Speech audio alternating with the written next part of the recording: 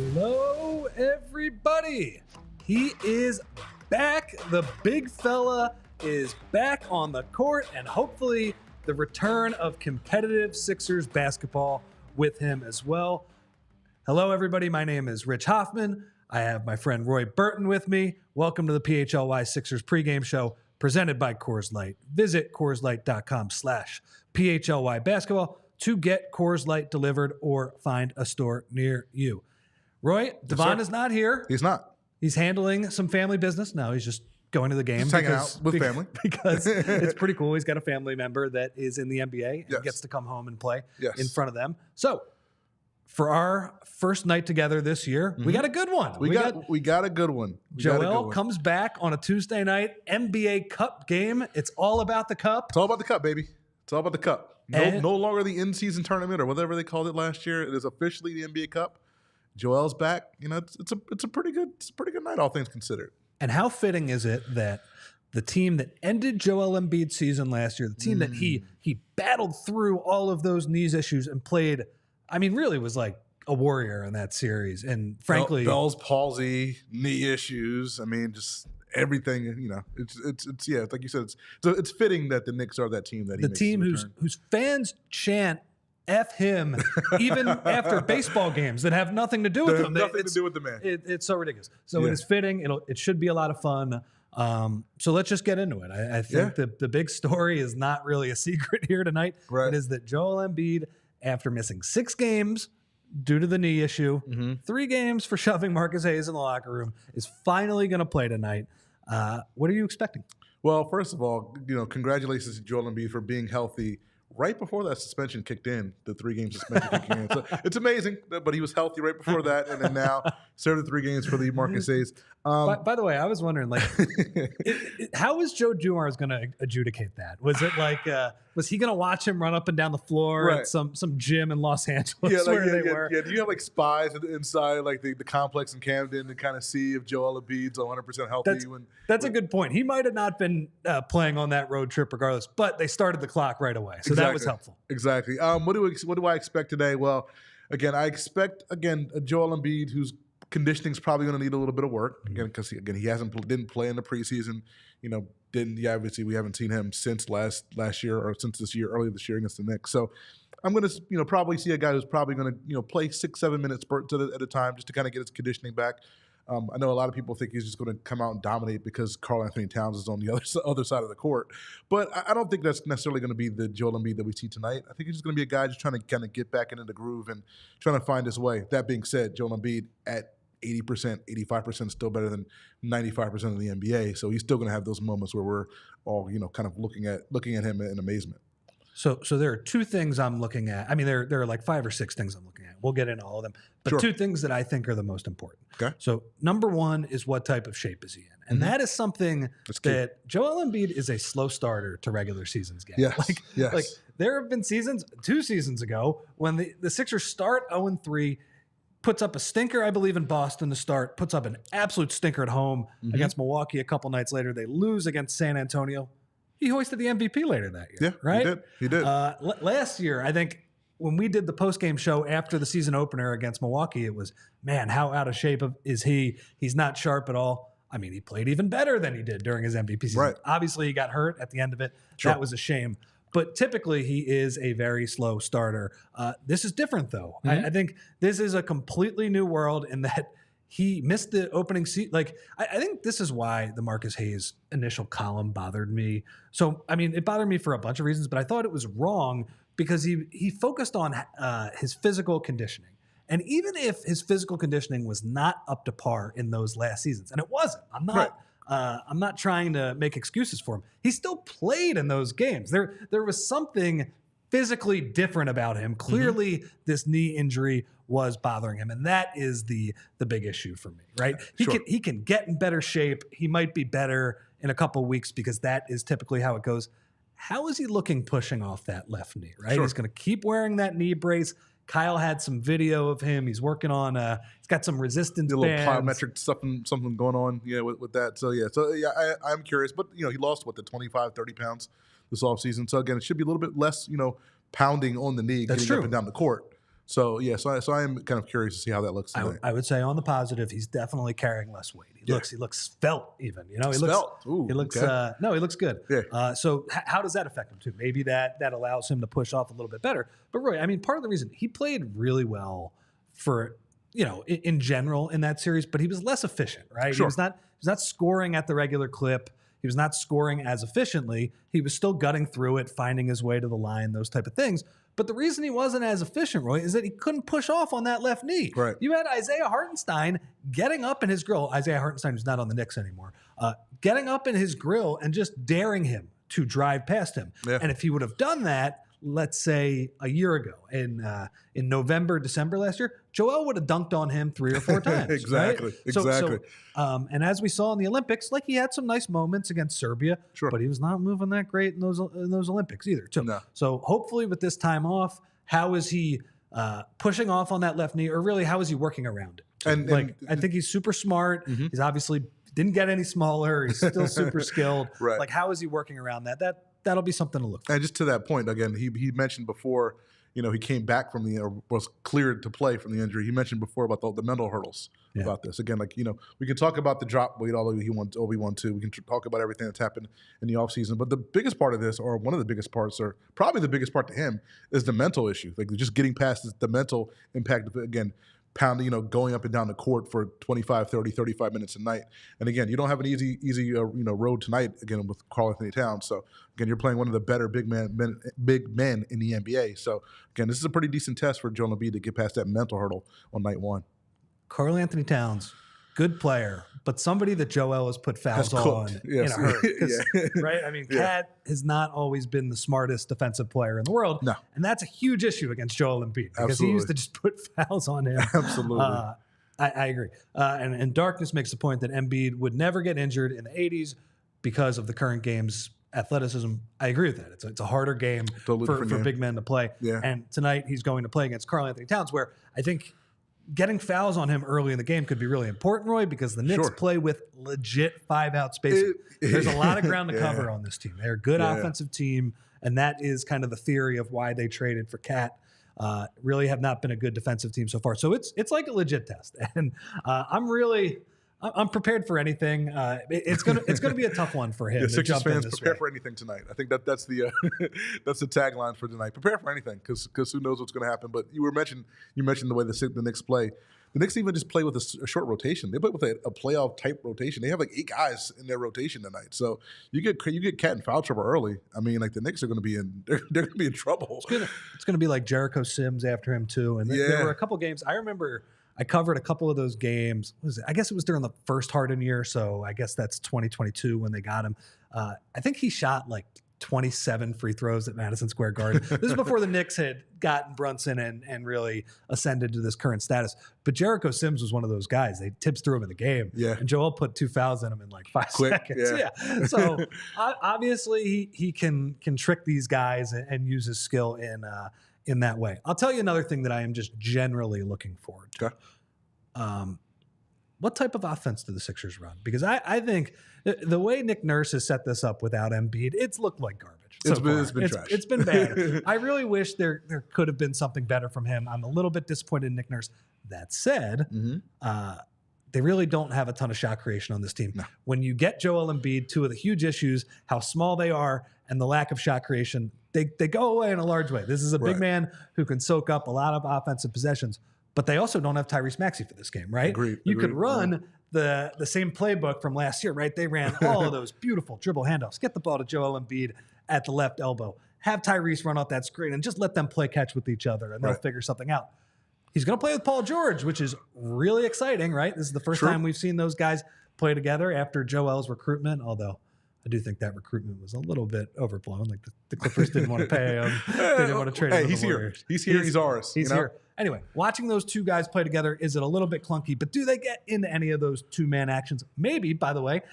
We spent the other night singing this guy's praises, and he deserved it. Does Jared McCain get any 2-man game with Joel? Do you give him the Seth Curry, JJ Redick treatment and say, Jared, go have some fun with the big fella? I think so. I think you have to, because again, like I think with Joel Embiid, you want to try to get some get some spacing, as much spacing on the court as you can. And Jared, we don't have a lot of shooters clearly on this basketball team, but we've seen over the last few games that Jared McCain's been, he's been able to knock down that shot. So let Jared McCain and Joel Embiid kind of be on the court at the same time, on the same side of the court, get a little spacing, little two-man game between those guys. Obviously, with Paul George out there, that's going to help matters as well. That's my biggest concern with this team, because like they've been so bad at shooting the basketball this year that it's like if you just collapse on Joel Embiid and dare everybody else to beat you from behind the arc, I don't know how effective that's going to be for this team this year. So hopefully again, Joel Embiid's return means better shot selection by Kelly Oubre, better shots for Jared McCain, better shots for all these guys, because again, Joel's gravity in the paint is a lot. So hopefully he makes the offense kind of flow a little bit better than what we've seen these past 9 games. I'm glad you brought up Oubre. I'm gonna table that for a sec, but I think you're on the right track with that one. Look, McCain. I thought before the season that he might need Joel Embiid, as somebody who I had questions about his athleticism. Can he get all the way to the rim?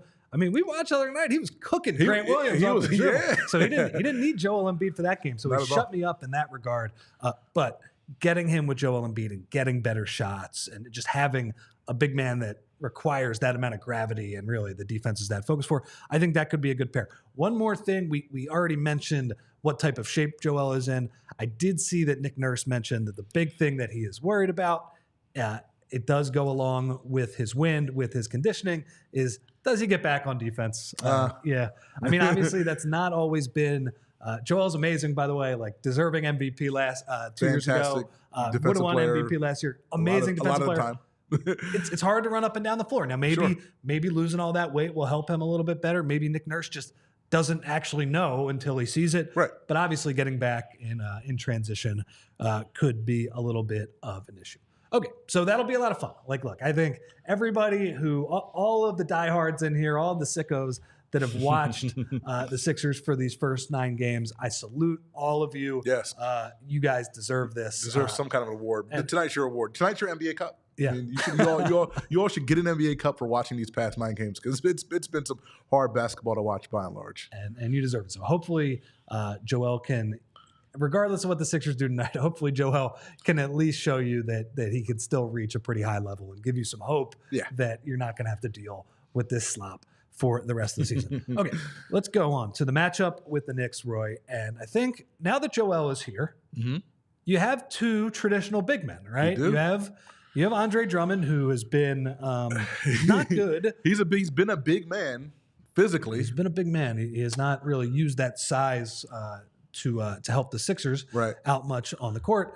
I don't really want to keep bagging on Drummond. I think everybody we could. Everybody knows at this point. Okay, but here the big question for me is, what does this do for Gershon Yabusele, right? Because you have the 2 guys at the end of the rotation. You have Jared McCain, who we didn't know what we were getting from the Rook. Look, I'm not saying he's going to score, what did he score, 27 the other night? 27, yeah. 27. Not going to do that every night, but he has shown more than I was ready for earlier in the year. Same. And Yabu has been the same way, right? Yeah. And I think as a rotation guy, he has been playing mostly, I think, out of position at the 5, although he's been better than Drummond. He's been good at the 5, yeah. At the 5. So we'll see.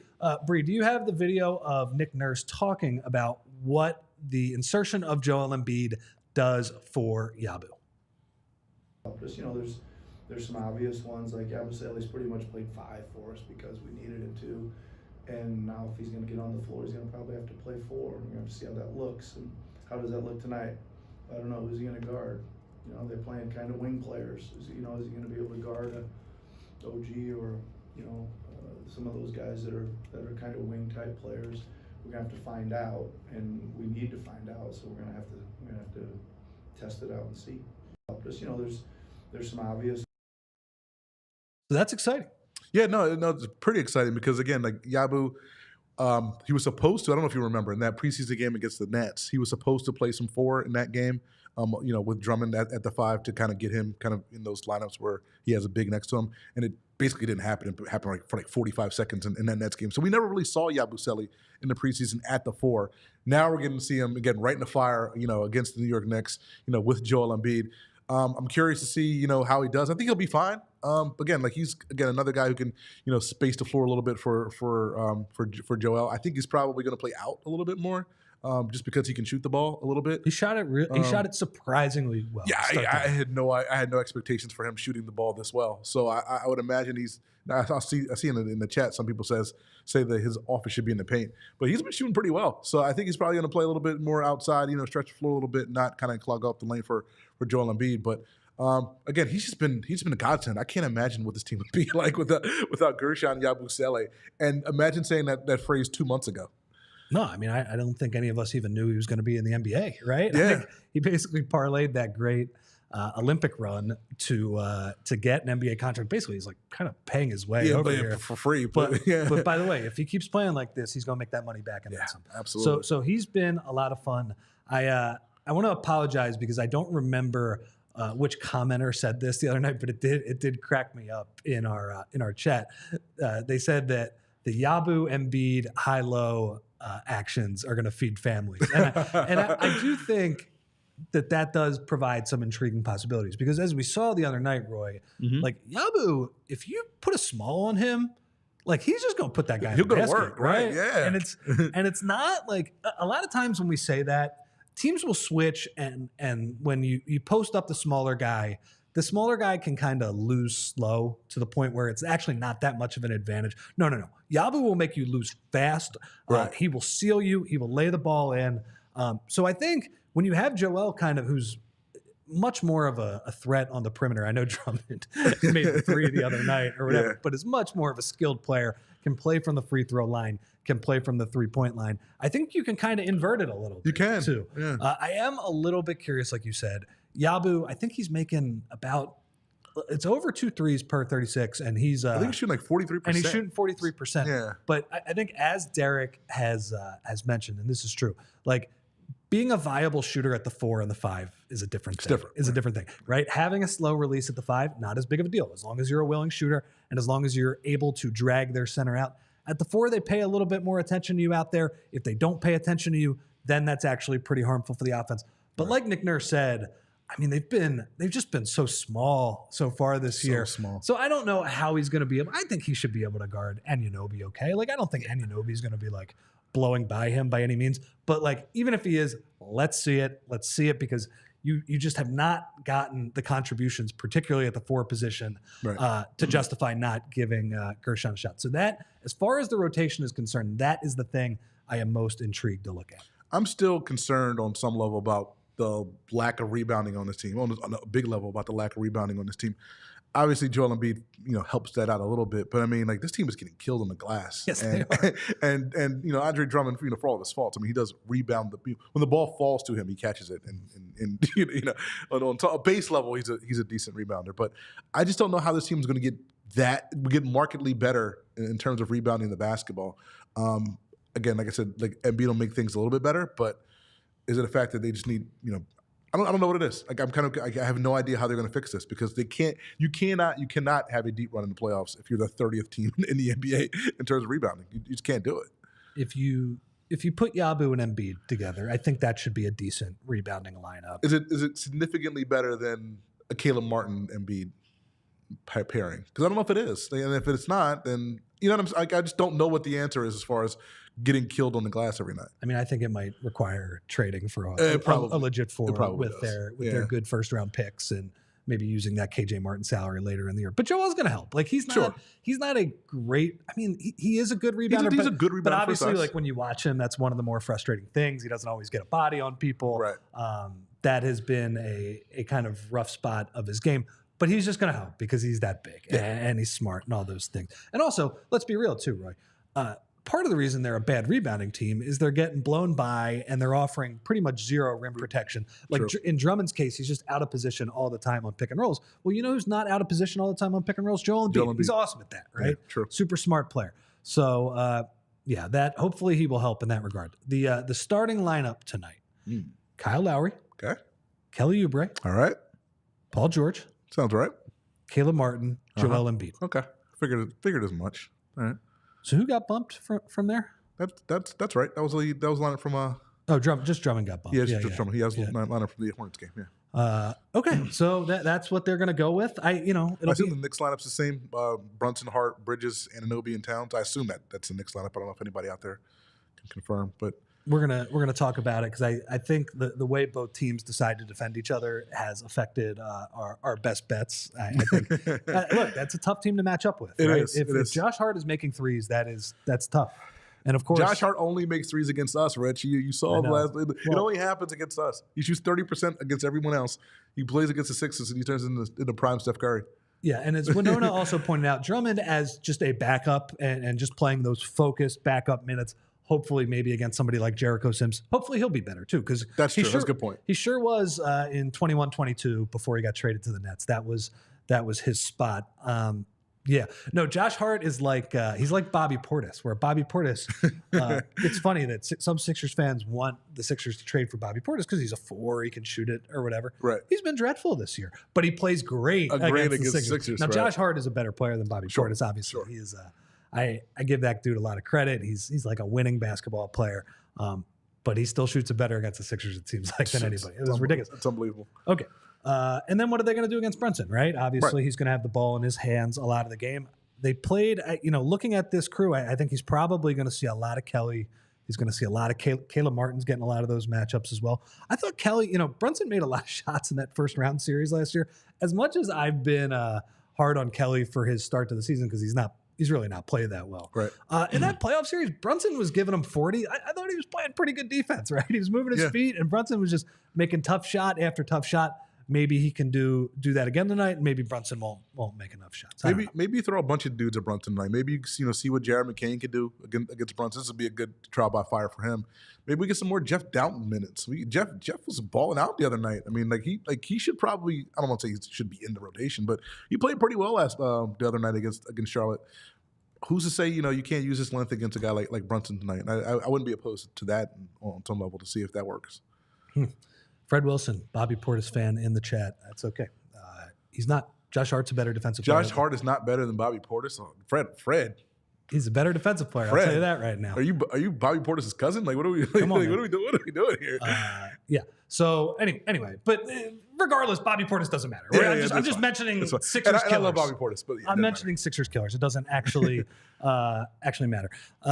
Okay, let's get to the NBA Cup of all of this, Roy. Let's do it. Because it is the Cup. Yes, the second most important trophy in professional basketball. Look at that court, Roy. That's a beautiful court right there.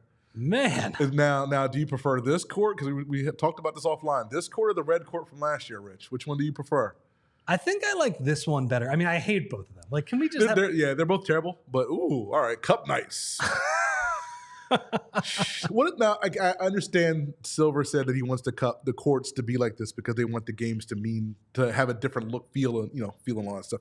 Why does it need to be blue? You could just have the trophy in the middle of the court. I think that's fine. The answer. Roy. Just have the trophy. Just like at the finals, you have the finals trophy in the middle of the court. Put the cup in the middle of the court. And there it is. That's it. It's different. Like, what are we doing? I don't understand. No, I don't get it either. I do like it more than the red court. The red court was actually, I remember doing the post game last year. My eyes were actually like, I was walking into this room after watching in our studios those NBA Cup games, and I was rubbing my eyes. Like that actually hurt to look at, and it felt like the red was just a lot. It was a lot harsher. It felt like you know what it always reminded me of. It reminded me of the Kool-Aid man going through the through the bricks, or whatever. And it feels like that Kool-Aid spilled on the court.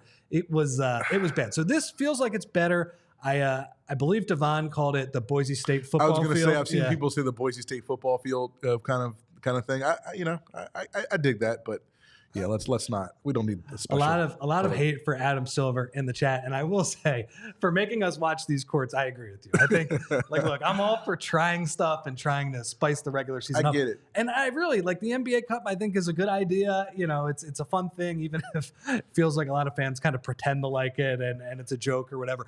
But anyway, my point is that's fine. Just why do the courts have to look like this? No. It's just I know I think Adam Silver probably thought I want people to know it's an NBA Cup game when they turn on the TV, but just do it with the trophy. Like in English soccer, they don't color the pitch different colors for the Premier for the FA Cup, right? Like it's just soccer. It's just the FA Cup. Like we don't need to do the same thing I should say the Emirates NBA Cup. They're paying a lot of money, so we should put the name out there. I imagine. That's fair. Yeah, That is fair. Okay, yeah, no, I mean this is their first game. I think it's probably their hardest game in the groups. But in fairness, the Sixers have been such a mystery so far this year. I don't think we can actually who knows? we can't actually cross off games and be like, that's an automatic win. Who knows who's good in the East? Was it what two teams with winning records in the East? Who knows who's good? It is funny though that last year they got off to such a great start and they didn't play that well in the NBA Cup games. They just whatever the court was messing with them, and it was while they were cooking basically for 3 weeks. They would win every other game, but the NBA Cup was it was a little too big for the moment. I believe. Do we have somebody here? Kyle's here. Awesome. Kyle, Mr. Neubeck, what is up? Hello there, fellas. How we doing? We're doing good. I think we're doing all right. How are you doing after looking at the NBA Cup blue court? I will say, I 100% agree. I'm sure you guys probably saw Nick Nurse's quote by now. I 100% agree with him. That blue is a significant upgrade over the red, although that's not really saying much because the red is about as disgusting as it gets for a basketball court. So thankful to be in the blue NBA Cup court era, I suppose. Yeah, the bar was really the floor with that red court, maybe even lower than it. Kyle, you were there for pregame for Nick Nurse. I saw you posted a video of Joel stretching. As a veteran Joel Embiid watcher and somebody who's heard the coaches and stuff like that tonight, what are you expecting from him tonight? Well, first of all, I'll just say he looks good, right? In terms of the pregame routine, Rich, we've seen a ton of those. And there are way too many of them. walk out there and we would say like, oh man, this is a stinker incoming. And that wouldn't always be the case. The warm-up doesn't always match the game, but I think physically he looks really good. Probably the most encouraging thing we heard from Nick Nurse was he was asked about minute restriction. And I think the fact that they already said 25 to 30 is the expectation, that's honestly kind of high considering he hasn't played in quite a while. You could have told me he's playing 20 minutes tonight and that would have been, I don't think, outside the realm of possibility. So to say, they think they can get a solid 25, 30 minutes out of him. Paul George still on his own restrictions. So at the end of his and, not as tight perhaps, but we're finally progressing away from no stars. Now we just need to keep 2 stars on the floor at a time. So I think Joel looks good. We'll see what he's got out there tonight. Any idea on how that 25 to 30 minutes is going to be broken up? It's going to be like 5-minute runs and then a break, or are they going to try to do like a more normal rotation? My guess, Roy, is I think they'll probably do more of the shorter shifts, sort of how they did it with Paul, and I think Joel actually is probably more accustomed to that than maybe Paul is. First few seasons, there was a lot of like sub out at 5 minutes, sub out at 6-minute mark, not come back till the second quarter type of deal.